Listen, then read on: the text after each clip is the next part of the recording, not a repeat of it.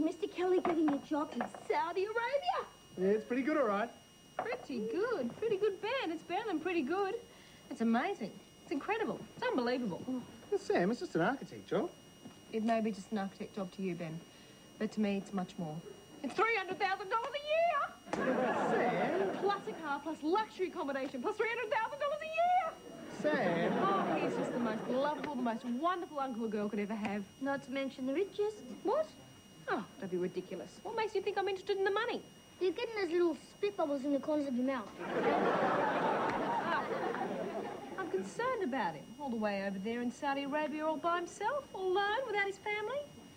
With all that money. Look, Sam, whatever money Mr. Kelly earns, he deserves. You know, he's worked very hard for that job. What are you talking about? He wouldn't have got the job if it hadn't been for me. Oh, is that right? Yes. After all, I was the one who first saw the ad. That's right, Arthur. Mr. Kelly should thank you. I don't need thanks. I'll be happy with 10%. 10%? My agent's commission. After all, it's me who sent off his resume. You wanted the job yourself. So, I was trying to impress Elm McPherson. You'll never impress Elle McPherson. Not now that Mr. Kelly's got my job. Hi, Jen. Hi, Dad. Yum. What are they? Blueberry muffins. Ooh, my favourite. They're too hot. Let them cool down. What brought this on? I thought that'd be nice to have with our champagne breakfast. What's champagne breakfast? Dad's going away party. Well, I might not be going now. Not going? Well, I'm thinking of changing my mind. What? You can't. Why not? What about the job? It's a chance in a million. It's a payback at $1 million. Well, I just don't think I should go, that's all. But, Dad, leave this to me. Dad, what do you mean? Why don't you want to go? Because I just don't feel right about it. Don't feel right about what? Well, I mean, what about my business here? It's a 3-year contract. What's going to happen to my business here? Isn't Uncle Greg going to take over? Well, that's what he said, but is it fair on him? I don't follow. Well, I mean, lumbering him with my business while I just swan off and make a fortune. But he said he's really looking forward to it. Anyway, he said himself he couldn't have found a better man for the job. Yes, well, there's the house, too. He's just moved up from Adelaide. He needs somewhere to stay. I know. So it's perfect for him. He gets the house, he gets the job, and he gets us. Okay, so 2 out of 3 isn't bad. No, I've definitely made up my mind. I'm not going. I'll call Greg this evening and explain it to him. I'm sure he'll understand. This is all about me, isn't it? What? Dad, as much as I love you, you're the world's worst liar. Jennifer? Don't try to deny it. You're going to knock back the job of a lifetime because you feel guilty about leaving me. Oh, Jennifer, don't be ridiculous. That's not the reason at all. It's because... All right, so what if it is? Dad. Jenny, you're my youngest child. I want to see you grow up. Dad, you've been working at home for the past 8 years. You see more of me growing up than most fathers ever do. I know, but... How do you think I'll feel if you throw this away because of me? Jenny... Dad, I know what you like. If you don't take this job, you'll be unbearable for the next 3 years, and I'm not going to take the blame for that. Look, I'm just worried about you. Dad, Uncle Greg will take perfectly good care of me. He's like one of the family. I've known him all my life. Come on, Dad.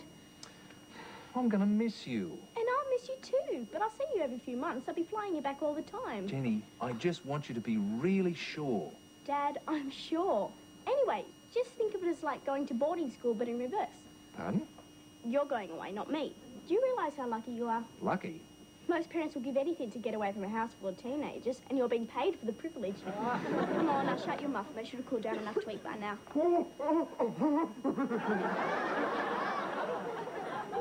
Let's give them another 5.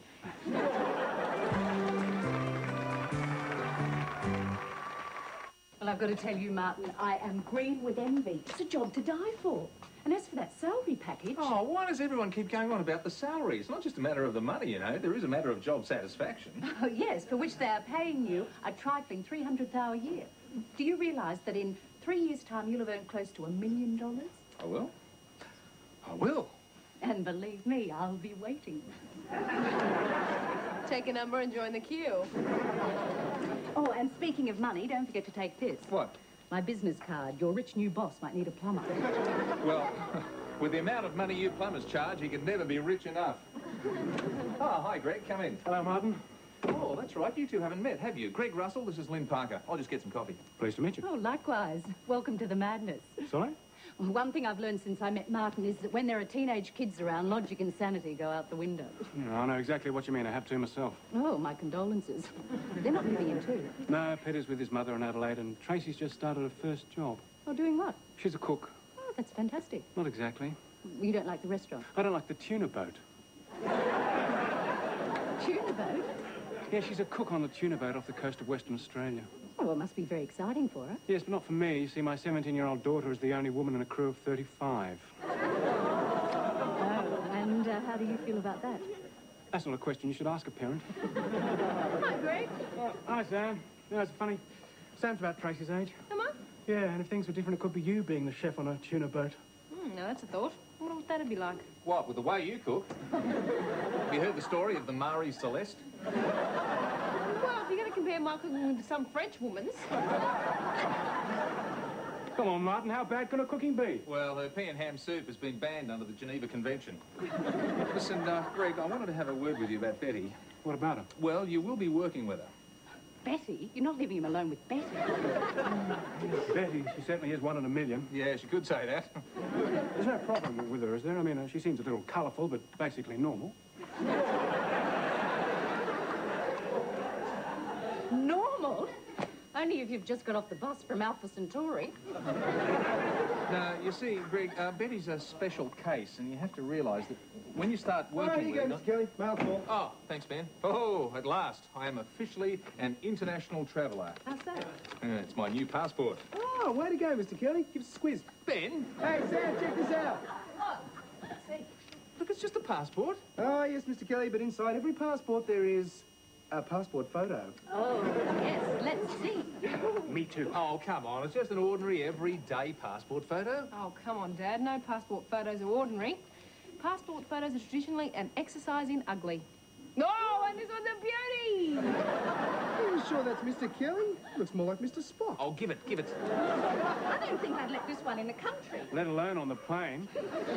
You've all finished your little jokes? Dad, I've heard of a bad hair day, but a bad head day? Why is it passport photos always make you look like death warmed up? Oh, no offence, Martin. It's deliberate. It's so they'll recognise you. What? Well, it's what every seasoned traveller knows. If you spend days sitting on planes, sleeping in transit lounges, standing in queues, you're going to wind up looking like hell. Exactly like you look in your photo.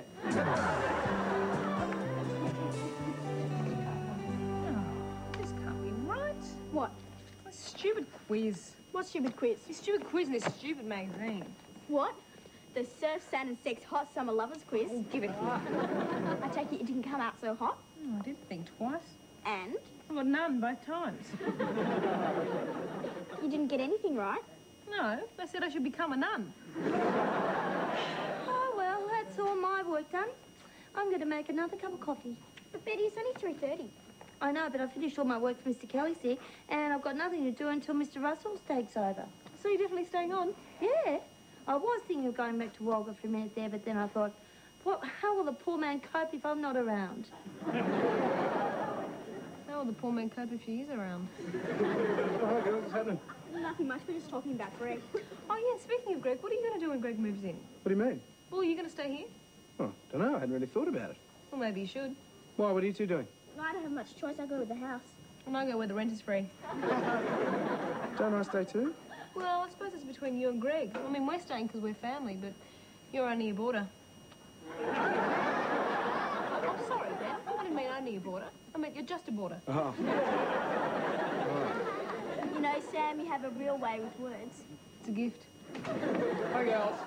Shopping? You've been shopping? What? Quick, what did you get? How do you know I've been shopping? Oh, you know me, Dad. I can smell fresh shopping from 200 metres. Yeah, underwater with the head cold. She saw the duty-free bag. Oh, right. How'd you go on there for a minute, didn't I, Dad? I can't actually smell the shopping. I can smell the ink on the dock at the bottom of the bag. Well, you can relax. It's just my duty-free shopping. Well, what did you get? Oh, bottle of scotch. And? And nothing, that's all. What? You mean you got an overseas ticket, a license to shop duty-free, and all you get is a poxy old bottle of scotch? I mean, where's the cosmetics and the perfume and the silk underwear? Oh, knock it off. No, look, this isn't just any ordinary scotch. This is a 25-year-old single malt scotch. It's arguably too good to drink. Then why did you buy it? Same reason anybody buys expensive scotch. So they can stick it on the mantelpiece and impress people. Oh, Sam! What? This is duty-free. The stickers on the top of this bag have to be intact when I take it through customs. Well, we can keep the stickers on the top of the bag intact. We'll just cut a hole in the bottom of the bag. Get out of it. Hi, Betty. Bye, Mr. Kelly. Bye, Mr. Kelly. Oi, where are you off to? shopping. Oh, I see. The cat's not even away and already the mice are at play. Really? Where? Betty, it's a figure of speech. It means the boss's plane hasn't even got off the ground and already the secretary is goofing off. I am also too goofing off. Oh, yeah? Well, yeah. I mean, oh, no. I caught up with all the catch-up work that you wanted me to catch up on, and now I've got nothing to do until Mr. Russell takes over. Yeah, I find that very hard to believe. Well, it's true. I've done the typing, and I've filed the files, and I've even ordered the computer. You've done what to the computer? No, don't tell me, don't tell me. I don't want to know. Look, Betty, if I pay you to be here, you have to be here, all right? What about my shopping? Well, tough about your shopping. What do you want to buy, anyway? Some wrapping paper. Wrapping paper? Yeah, for your going away present. Oh. Yeah, but now, since I'm not allowed to buy it, I'll just have to give you your present unwrapped. Oh, Betty. Oh. It's an Arabic phrase book. You bought me an English to Arabic phrase book. Not exactly, it's a French to Arabic phrase book. But I don't speak French. I know, so you'll need this. What's this? It's a Spanish to French phrase book. But I don't speak Spanish either. Yeah, I ordered that, so that's why you'll need this German to Spanish phrase book. German? What do you need a German one for? So it'll all make sense. It will? Yeah, so then you can go from English to German to Spanish, Spanish to French, French to Arabic. I suppose they were all out of straight English to Arabic phrase books. Oh, yeah, well, I got it at the market and they don't always have exactly what you want. Well, thank you, Betty. I don't know what to say.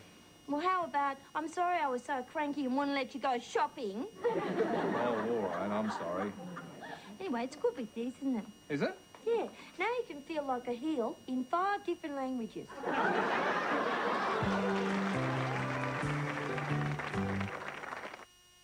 Still packing, I think. Oh, has he calmed down yet? Oh, yeah, he's much better than last night.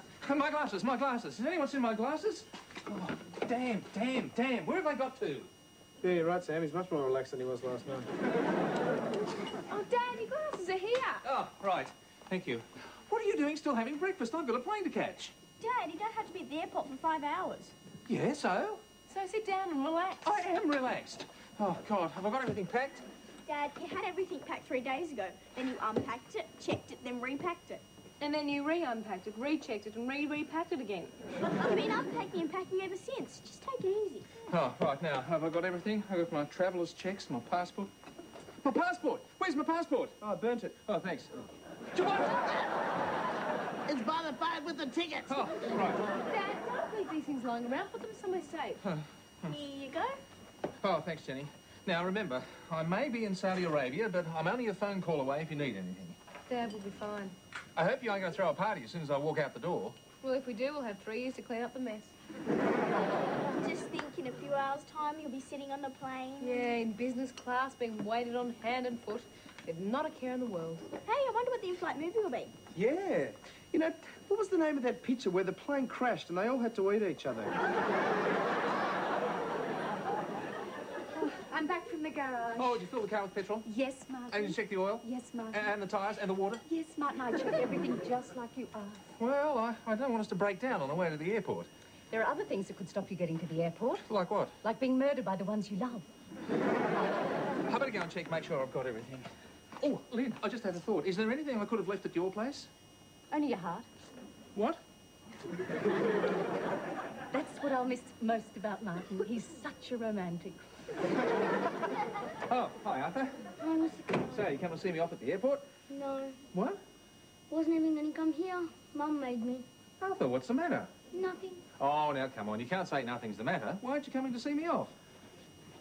Because Oh, now, come on. Out with it. do you really have to go? I'm afraid I do. You could always change your mind. Not this time, I can't. Well, are you sure you're going to be okay over there? Yeah, I'm sure it'll be fine. Why do you ask? Well, at least here you've got me looking after you. I suppose I have at that. And it's not going to be easy over in Arabia for you. It isn't? You know, you'll be living in a tent, riding a camel. You don't have to worry about me riding a camel. Want to bet? I've seen the way you drive a Volvo. Well, in that case, I'll take extra special care. I'll be fine. It's just that, well, you're my best friend, and I've never said goodbye to my best friend before.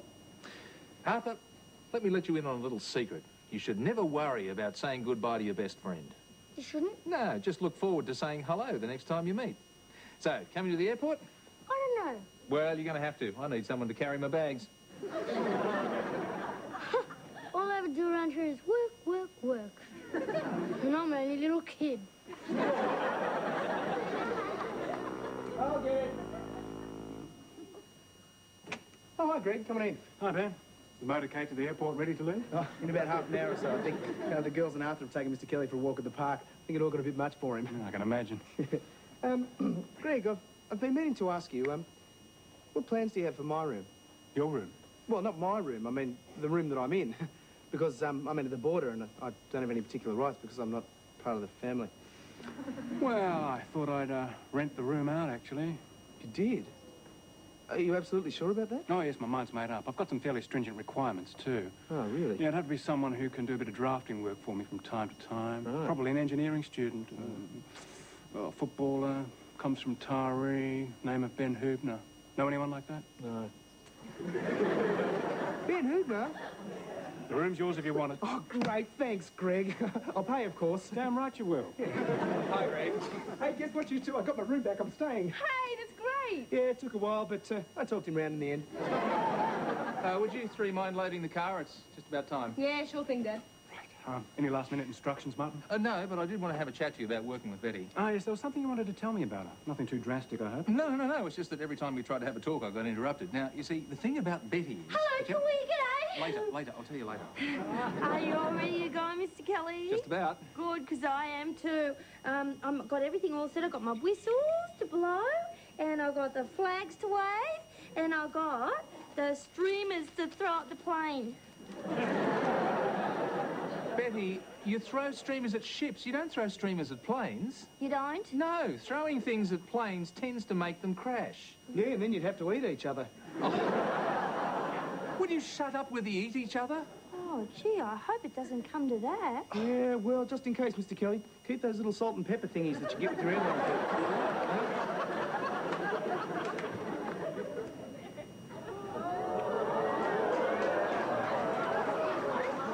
You take care of yourself and promise to write. I promise. Take it easy, Mr. Kelly. Mate. Thanks, Ben.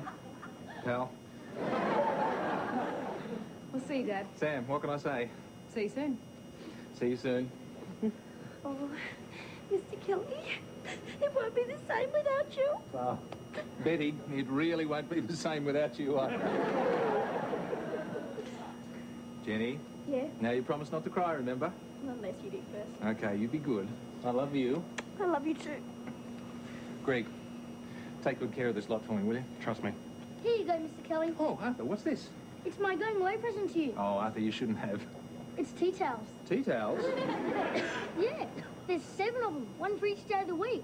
Arthur, I appreciate the thought, but I don't think I'll be doing that much washing up. They're not for washing up, they're for wearing. On your head like the Arabs do.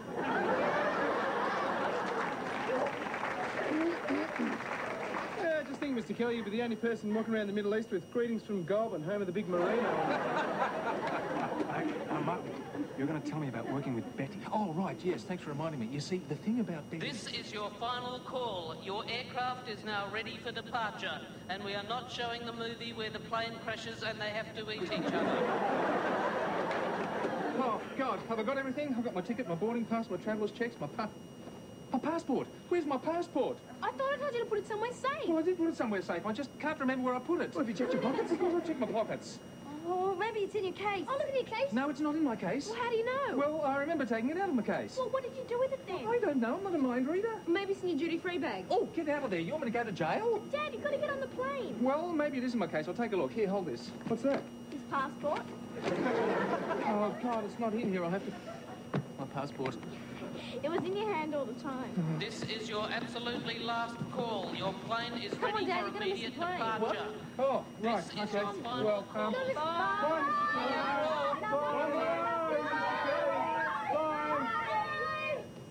Oh, well, I suppose that's it then. Yeah, not quite.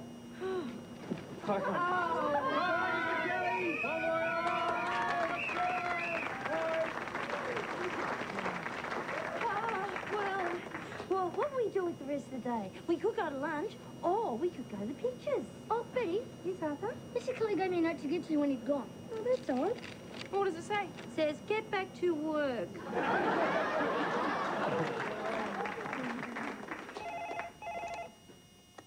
Hello, you have reached the office of Martin Kelly Architect. Oh, sorry, I mean Greg Russell Architect. Because Mr. Kelly don't think he was too stinky to take me. This is Betty speaking. Leave your message after the beep goes beep. Greg, this is Martin. I'm just about to get on the plane. Listen, I left you a couple of notes, but mainly I wanted to talk to you about working with Betty. You see, the thing about Betty is, you see, she's very... Let me see, how can I put this?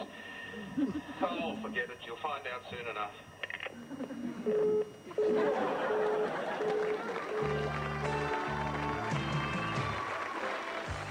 More fun with the Kelly Gang next Wednesday at 7:30. Coming up, Newlyweds. Oh, and this Saturday, 10 guys are put under the microscope by 150 eager ladies.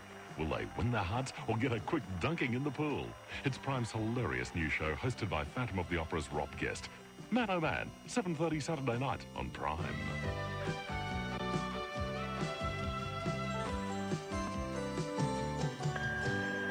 Hey Dad is recorded in front of a studio audience. This has been a Gary Riley production for the 7